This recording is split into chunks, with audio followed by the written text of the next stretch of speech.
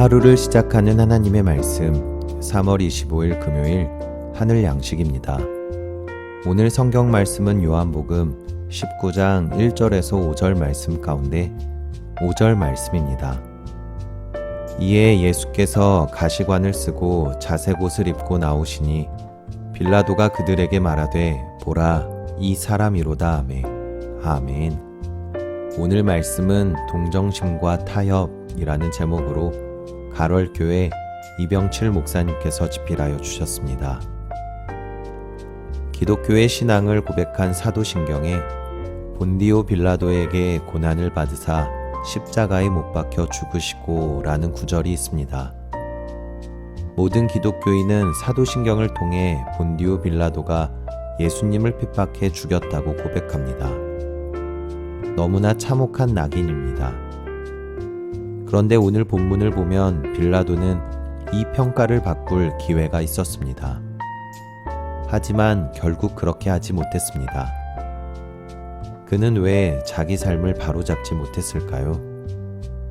첫째, 동정심이라는 마음의 재료를 잘못 사용했기 때문입니다. 오늘 본문에서 예수님에 대한 그의 동정심을 엿볼 수가 있습니다. 동정심은 분명 아름다운 감정이지만 호의만으로 정의를 세울 수는 없습니다. 빌라도는 예수님을 놓아주고 싶었을 것입니다. 그러나 상대를 도와주어야 할 대상으로만 여기면 적당한 관계 유지만 가능할 뿐 진정으로 가까워질 수는 없습니다. 이것이 동정심의 한계입니다. 또한 동정심은 그저 자신의 도덕성을 합리화하는 수단으로 변질될 수 있습니다. 빌라도의 경우도 그랬습니다. 예수님께 죄가 없음을 알았지만 딱 거기까지였습니다. 자신의 모든 것을 걸고 성난 민심에 맞서지는 않았습니다. 안 됐지만 난 할 만큼 했어 라고 하며 스스로를 위안했습니다. 동정심은 생명을 구원해내지 못합니다. 둘째, 타협이라는 잘못된 정치 재료를 사용했기 때문입니다. 빌라도는 유대인들과의 정치적 안정을 위해 타협을 문제 해결의 도구로 삼았습니다.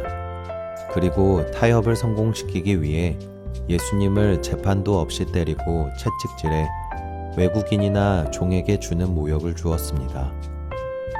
자색 옷을 입히고 관을 씌워 조롱했습니다. 타협을 위해 처절하게 모욕을 주어 구경거리로 만들었습니다. 이 정도 했으니 더 이상 극단적인 형벌을 요구하지 말아달라는 타협의 손을 내밀었습니다. 그러나 유대인들은 그 손을 잡지 않았습니다. 잘못 사용한 타협이라는 재료는 결국 진정한 왕을 거짓 왕으로 취급받게 하는 결정적 죄를 만들었습니다. 동정심과 타협을 잘못 사용하면 빌라도처럼 가장 중요한 순간에 주님을 놓칠 수 있습니다. 동정심보다는 진정한 사랑을, 타협보다는 진리를 추구하며 살아야 합니다. 여러분들은 하나님께서 허락하신 마음의 재료들을 선하고 올바르게 사용하고 있습니까? 바라기는 진정한 사랑과 진리를 추구하며 살아가시는 저와 여러분들이 되시기를 간절히 소망합니다. 우리 함께 기도하겠습니다.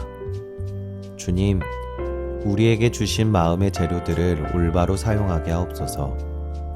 빌라도처럼 잘못 사용해 선과 진리를 왜곡시키지 않도록 우리에게 지혜와 은혜를 베풀어 주옵소서. 이웃을 진정으로 사랑하고 참되고 영원한 진리를 삶으로 고백하며 살게 하옵소서. 예수님의 이름으로 기도합니다. 아멘.